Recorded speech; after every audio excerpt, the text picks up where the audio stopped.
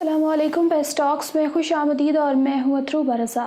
وقت بہت سی حقیقتوں کو آشکار کرتا ہے جن کو ہم تاریخ کی کتابوں میں شائع کرنے سے گریز کرتے ہیں، مگر حقیقتیں خود ہی وقت کے ساتھ سامنے آ جاتی ہیں۔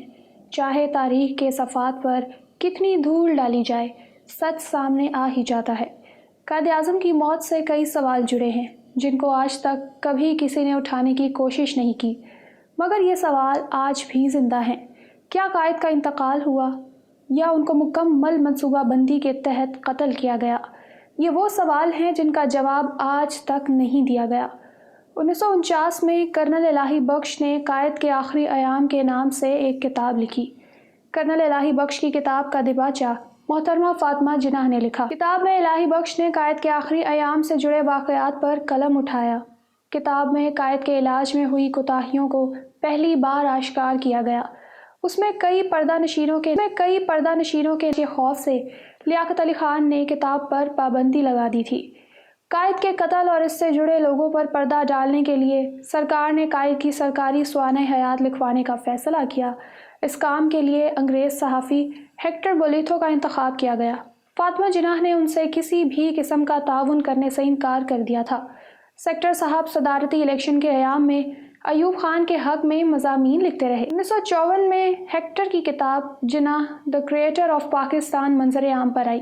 1955 میں فاطمہ جناح نے اس کتاب کا بھرپور جواب لکھا جو مائی بردر کے نام سے شائع تو ہوا، مگر اس پر ریاست مخالف ہونے کا الزام لگا کر پابندی لگا دی گئی۔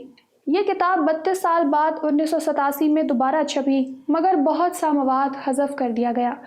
قائد کی وفات کی کہانی 11 ستمبر 1948 کی صبح کو شروع ہوتی ہے جب کراچی سے 2 جہاز کوئٹہ آئے۔ قائد کے لیے ان کے خصوصی طیارے وائی کنگ میں 2 سیٹوں کو جوڑ کر بستر بنایا گیا۔ جب کرنل الہی بخش نے جہاز میں موجود آکسیجن کے سلنڈر کو دیکھا تو اس میں آکسیجن بہت کم تھی۔ سوال یہ ہے کہ ایسا کس نے کیا؟ ایک بیمار آدمی جس کے پھیپھڑے کام کرنا چھوڑ چکے ہوں، اس کے لیے آکسیجن کی زیادہ ضرورت ہوتی ہے، مگر کراچی سے بھیجے گئے جہاز میں آکسیجن سلنڈر میں آکسیجن کی مقدار بہت کم کیوں رکھی گئی؟ کرنل الہی بخش کے بقول کوئٹہ کے ڈاکٹروں نے قائد کے لیے آکسیجن سے بھرے سلنڈر کا انتظام کیا تھا۔ 2 بجے قائد کا جہاز کوئٹہ سے کراچی آنے کے لیے محوے پر واز ہوا۔ قائد کا جہاز 4:15 پر ماڑی پور کے ہوائی اڈے پر اترا۔ قائد کو فوجی ایمبولینس میں منتقل کیا گیا۔ قافلے کی منزل گورنر جنرل ہاؤس تھا، تو قافلہ روانہ ہوا۔ قائد کے ساتھ ایمبولینس میں فاطمہ جناح اور نرس سسٹر فلس ڈینہم سوار ہوئیں۔ ڈاکٹر الہی بخش، ڈاکٹر مشتری اور کرنل نولز کیڈلک کار میں سوار ہوئے۔ ضروری سامان ٹرک پر لاد دیا گیا۔ گورنر جنرل ہاؤس ماڑی پور سے 9 میل دور تھا۔ فوجی ایمبولینس نے 4 میل کا فاصلہ طے کیا تھا کہ ایک جھٹکے کے ساتھ بند ہو گئی۔ ڈاکٹر الہی بخش کے بقول انہوں نے ڈرائیور سے پوچھا تو بتایا گیا کہ انجن خراب ہو گیا ہے۔ یہی بات فاطمہ جناح کو بتائی گئی۔ 20 منٹ تک ڈرائیور نے ٹھیک کرنے کی کوشش کی مگر ناکام رہا۔ تنگ آ کر فاطمہ جناح نے کرنل نواز کو دوسری ایمبولینس لینے کے لیے بھیجا۔ ان کے ساتھ ڈاکٹر مشتری کو بھی بھیجا گیا۔ یہ قافلہ 1 گھنٹے سے زائد ماڑی پور کے جنگل میں کھڑا رہا۔ دوسری ایمبولینس لانے میں بہت وقت صرف ہوا۔ بقول سردار شوکت حیات کے اس وقت کراچی کے ملٹری اور نیول ہسپتالوں میں بہترین ایمبولینسز موجود تھیں، تو قائد کو خراب آرمی ایمبولینس کس نے دی؟ اور جب دوسری ایمبولینس کے لیے بھیجا گیا تو وہ مل نہ سکی۔ یہاں پر ایک اور بات حیران کن ہے۔ قائد نے 29 اگست کو یہ بات کہی کہ وہ کراچی کے گورنر ہاؤس میں ٹھہرنے کی بجائے ملیر میں نواب بہاولپور کی رہائش گاہ پر ٹھہرنا چاہتے تھے۔ پھر ان کو گورنر جنرل ہاؤس کون لے کر گیا؟ گورنر جنرل ہاؤس پہنچ کر قائد کی حالت کا جائزہ لیا گیا۔ وہ گہری نیند میں تھے۔ ملٹری سیکرٹری کرنل نواز کو ایک نرس کا اہتمام کرنے کو کہا گیا۔ ڈاکٹر الہی بخش نے کراچی کے 2 ڈاکٹروں کو بلانا چاہا، کرنل مظہر حسین شاہ اور کرنل سعید احمد۔ اطلاع دینے پر بھی دونوں نہیں آئے۔ سوال ہے کہ یہ کہاں تھے؟ قائد کے لیے دوسری نرس کا اہتمام نہ ہو سکا۔ حیرت ہے کہ کراچی جیسے بڑے شہر میں نرسوں کا قحط کیسے پڑ گیا۔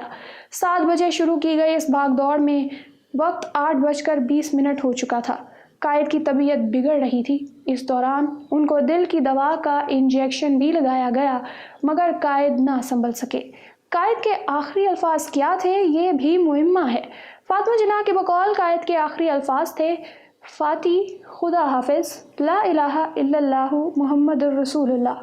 ڈاکٹر الہی بخش کے بقول ان کے آخری الفاظ تھے، نہیں میں زندہ نہیں رہوں گا۔ ڈاکٹر ریاض شاہ کے بقول یہ الفاظ تھے، اللہ پاکستان۔ ریاض شاہ کے انکشافات ایوب دور میں سامنے آئے کہ قائد کو بہن کی نہیں وطن کی فکر تھی۔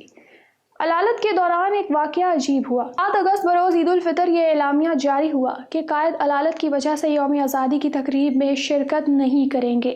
15 اگست کو قائد کے نام سے جعلی پیغام نشر کیا گیا جس سے کئی افواہوں نے سر اٹھایا۔ افسوس یہ راز کبھی نہ کھل سکے کہ قائد کے ساتھ کیا ہوا۔ قائد کے آخری ایام کی کہانی ان کے ملٹری سیکرٹری مظہر احمد نے لکھی ہے، جن کا تعلق پاک بحریہ سے تھا۔ مظہر احمد کچھ عرصے بعد ایک ہیلی کاپٹر حادثے میں اپنی اہلیہ سمیت شہید ہو گئے۔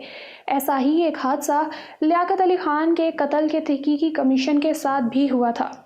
اسی کے ساتھ مجھے دے اجازت، پیس ٹاکس کو سبسکرائب کر لیں۔ اللہ حافظ۔